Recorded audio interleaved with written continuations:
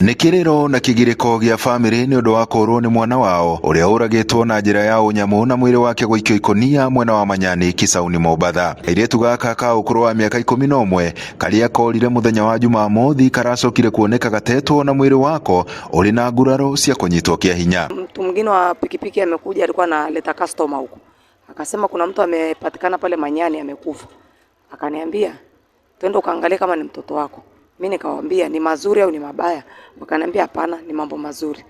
Nikifika pale nakuta mtoto yuko kwa gunia, vimiguu viko juu. Mpaka nilivyomuona ule mtoto wangu, moyo wangu mpaka sasa hauna raha. Hata nikikaa hivi naona kama ambaye bado namuona.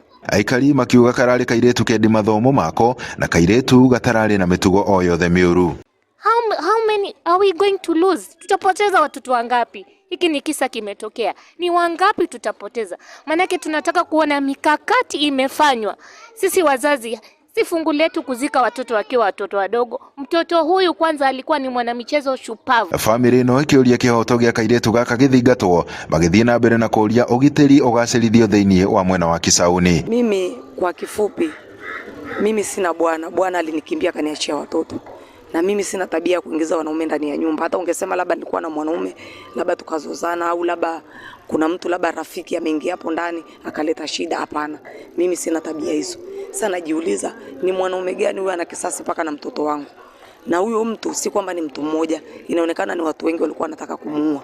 Mpaka wamemshika kama ulimi akafanya kutoa.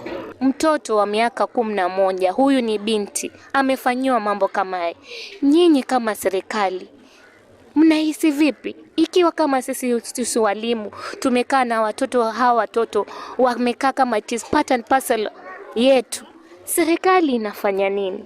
Mwĩrĩ wa kairĩtu gaka ũrĩ thibitarĩ-inĩ ya Makandara wetereire gwĩkwo ũthuthuria wa postmortem. Gũkũ nao maabitha a borithi makiuga nĩ mambĩkĩte ũthuthuria igũrũ rĩgiĩ gĩkuũ gĩa kairĩtu gaka. Handũ-inĩ ha Inooro TV kuma gũkũ gĩcũa-inĩ kaunti ya Mombatha, niĩ njĩtagwo Francis Madi.